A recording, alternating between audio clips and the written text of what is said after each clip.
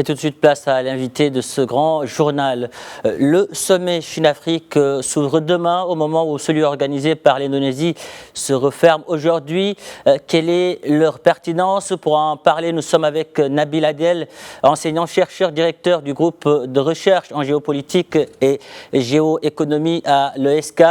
Nabil Adel, bonjour et merci d'avoir accepté notre invitation. Bonjour, merci de m'avoir invité. Alors, l'Indonésie a annoncé des accords d'investissement d'une valeur de 3,5 milliards de dollars. C'est presque 5 fois l'enveloppe signée lors de la première édition en 2018 de ce forum avec l'Afrique.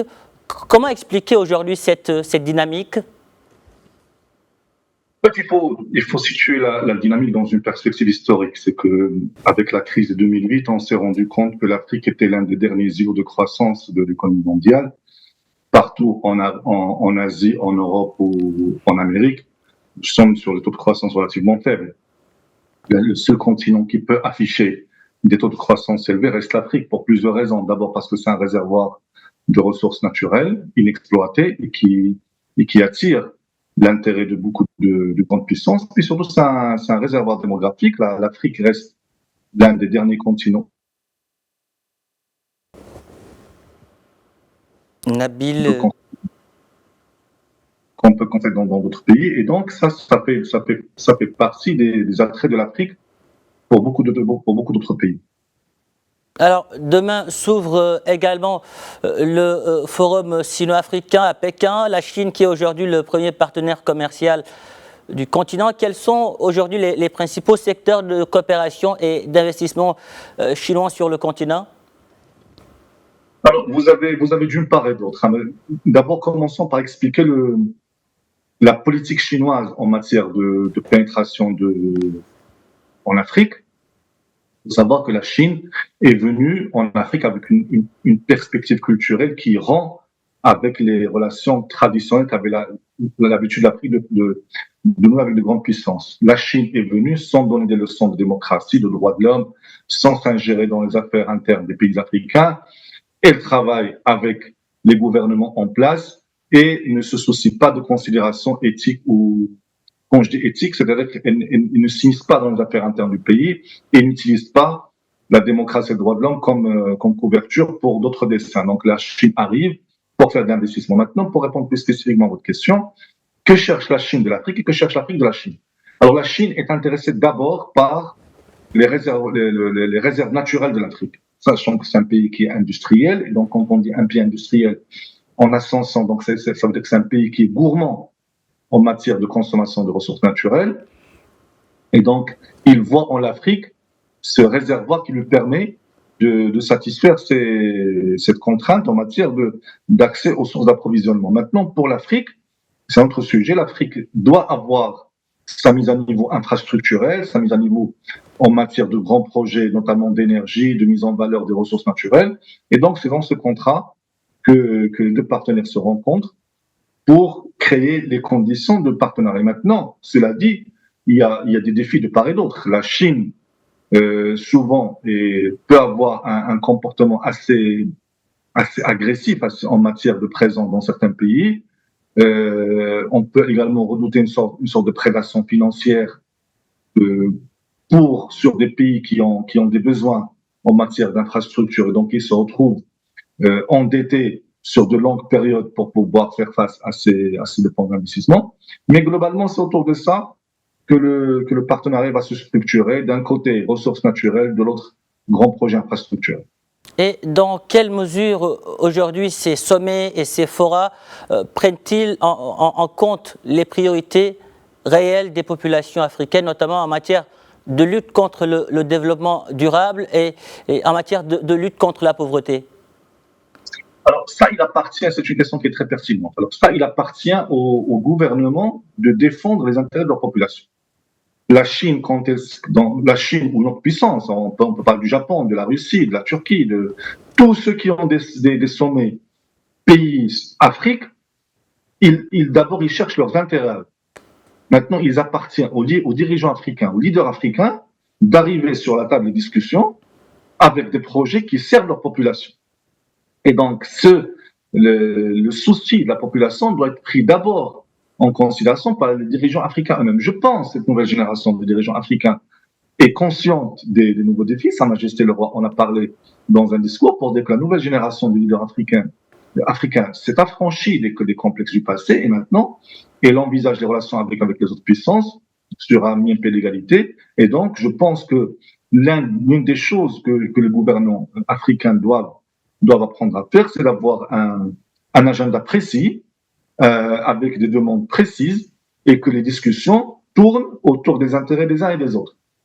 Jusqu'à présent, l'Afrique était dans une posture où elle recevait des leçons de la part d'anciennes puissances. Aujourd'hui, cette nouvelle génération de leaders change la donne, pas avec autant d'intensité qu'on l'aurait souhaité, mais c'est déjà un bon point de départ. Maintenant, il leur appartient à eux de venir avec des propositions concrètes. Alors, certains sont, disons, ne sont pas, pour certains observateurs, aujourd'hui, ces sommets ne font que maintenir l'Afrique, disons, dans une forme de dépendance. Est-ce que vous le pensez aussi ? Non, pas du tout. Non, pas du tout. En fait, ce genre de forum, c'est comme la télévision. Tout dépend de ce qu'on en fait. Ils ne sont ni bons ni mauvais en eux-mêmes. Tout dépend de ce qu'on en fait et comment on les prépare et surtout comment on les suit. Ces forums sont le meilleur moyen de se rencontrer. Au contraire, l'Afrique y va en tant que puissance, groupée. Maintenant, le forum lui-même n'est qu'un outil, n'est qu'un instrument. Tout dépend de comment les pays africains le préparent, quel projet ils ramènent, quelle structuration de gouvernance ils mettent en place, comment ils suivent ces projets et leurs implémentations, quel est le rôle des institutions de chaque pays dans le suivi, dans l'animation et dans la conception de ces projets, ce qui fait la réussite ou pas de ce genre d'événement. Mais l'événement lui-même est neutre, il n'est ni bon ni mauvais. Et concrètement, comment les petites et moyennes entreprises peuvent profiter justement de ce genre de rencontres ?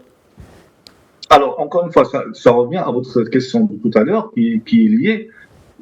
Maintenant, il faut que les gouvernants africains partent avec des initiatives au profit de leur TPE, de leur PME locales, en matière d'accès privilégié au marché, en matière de transfert de technologie, en matière d'aide. Dans certains cas, je donne un exemple très simple. Bon, aujourd'hui, on parle d'un marché d'1,4 milliard de consommateurs en Chine. Les TPE africaines peuvent être très intéressées par ce marché qui peut les sortir de la pauvreté. Maintenant, il appartient au gouvernement de partir avec une liste de TPE qui ont des besoins spécifiques en matière d'accès au marché chinois et des choses précises. Nous avons des problèmes de douane, nous avons des problèmes de taux de change, nous avons des problèmes de langue, de coût du foncier, donc avec un agenda précis et qu'on essaie de résoudre. Et ce chemin faisant, on aide la vie on améliore la vie de ces TPE. Mais il ne faut pas compter sur la Chine pour venir avec des initiatives qui vont concerner les TPE africaines. La Chine, si elle vient à ce genre de forum, c'est avec des projets qui concernent les TPE chinoises. Et donc chacun ramène ses soucis et mieux on prépare ces réunions avec des choses précises, des choses concrètes, des budgets, des horizons de temps, des ressources affectées, des organes de suivi, mieux on en profite. Et je prends pour exemple le cas de l'ASEAN, qui a un groupement régional extrêmement intégré, et donc l'Union africaine gagnerait à s'inspirer parce qu'il offre un bon modèle d'intégration régionale. Nous avons écouté tout à l'heure l'ambassadeur du Maroc en Chine qui parlait de coopération triangulaire entre le Maroc, la Chine et les pays du continent. Comment s'illustre aujourd'hui cette coopération ? Alors aujourd'hui, le Maroc se situe en tant que porte d'entrée en Afrique. Et quand on dit porte d'entrée, ce ne sont pas que des paroles creuses. Vous avez de grands projets d'infrastructures qui sont menés, notamment en matière de réseaux autoroutiers, routiers, ferroviaires, portuaires, en matière de mise à niveau de télécommunications, de grands projets en matière d'énergie. Et donc, du coup, ça facilite pour des entreprises chinoises qui veulent commercer avec le continent africain en s'installant au Maroc grâce à ce niveau d'infrastructures, et j'ai oublié les infrastructures financières, notamment Casablanca Finance City et la bourse de Casablanca, grâce à ce genre de projets d'infrastructures importants, ça facilite l'accès des entreprises chinoises au continent africain. Concrètement, ça rend le fait de vendre et d'acheter de l'Afrique moins cher. C'est ça ce que ça veut dire. Ça veut dire quand vous voyez les problèmes de transport, quand vous voyez les problèmes de communication, quand vous voyez les problèmes financiers, quand vous voyez les problèmes d'établissement, une entreprise chinoise ou une autre entreprise, indonésienne, indienne, turque, tous ceux qui sont intéressés par le commerce avec l'Afrique, quand ils viennent au Maroc, il y a déjà cette infrastructure qui leur permet de commercer facilement et à moindre coût avec l'Afrique. Alors, aujourd'hui, quel regard portez-vous sur justement l'excellence de ces relations entre le Maroc et la Chine? Écoutez, je pense qu'on part des mêmes substrats culturels. Et ça, c'est très important. C'est quoi ce substrat culturel? C'est faire le commerce dans la paix. Et ça, c'est quelque chose d'extrêmement important à laquelle le Maroc tient particulièrement. Je pense que la Chine a montré à travers maintenant presque 40 ans de développement économique qu'elle s'inscrivait dans une logique de paix. Je vous donne un exemple très concret. La Chine, quand elle veut du pétrole, elle va l'acheter.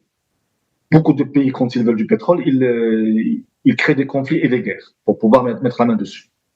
Donc, je pense que le Maroc et la Chine arrivent à s'entendre sur cette philosophie. On fait du commerce dans la paix. On n'a pas besoin de créer des guerres et des conflits partout pour pouvoir faire du commerce. Ils ont quelque part les mêmes soucis diplomatiques autour de ce fléau séparatiste qui mine les deux pays. Donc la Chine est assez sensible à ce genre de sujet pour le Maroc. Et puis surtout, vous avez des ambitions économiques. La Chine a des ambitions de leadership en matière mondiale. Le Maroc veut occuper la place qui est la sienne en Afrique, notamment en Afrique de l'Ouest, en matière de leadership régional. Donc je pense qu'il y a des points de convergence assez importants. Encore une fois, ça c'est au niveau des déclarations. Maintenant, il appartient au gouvernement, et à ce niveau-là, il faut que notre gouvernement puisse se saisir de cette opportunité et développer davantage ces relations. Donc, il nous appartient au gouvernement d'opérationnaliser ce genre de principes qui restent des principes globaux, mais qui n'arrivent à trouver application sur le terrain en matière, je reviens toujours à votre question tout à l'heure, en matière d'amélioration des conditions de vie des populations, que si il y a des comités de suivi, il y a une gestion dynamique des projets, il y a une évaluation a priori, a posteriori des initiatives, et qu'on ne fasse pas de ce genre de sommet, comme c'est le cas malheureusement pour beaucoup de pays, un aspect cérémonial. On y va, on fait acte de présence, on prend des photos devant les caméras, et puis on attend la prochaine édition. Et entre-temps, il n'y a pas de projet, il n'y a pas de création de richesse, il n'y a pas de collaboration, il n'y a pas d'intégration et autres. Donc ça, maintenant, la balle est dans le camp du gouvernement. Nabil Adel, une toute dernière question. Vous répondez en 30 secondes si possible. Pour l'enseignant que vous êtes, comment aujourd'hui, quelle lecture faites-vous de l'importance de la coopération en matière de recherche scientifique entre les deux pays, entre le Maroc et la Chine? En matière la Chine a une grande tradition de recherche scientifique maintenant. Elle commence à concurrencer les grands pays en matière de publication scientifique. Le Maroc, malheureusement, a encore du travail à faire. Il peut profiter de l'expérience chinoise en la matière, en matière d'échange d'étudiants, en matière de laboratoires de recherche qu'on peut ouvrir de part et d'autre, en matière de budget de recherche qu'on peut allouer pour des étudiants marocains et chinois, en matière de bourses d'études pour que de jeunes chercheurs marocains aillent en Chine apprendre la recherche chinoise. Nabil Adel, merci pour toutes ces précisions. Merci d'avoir répondu à nos questions.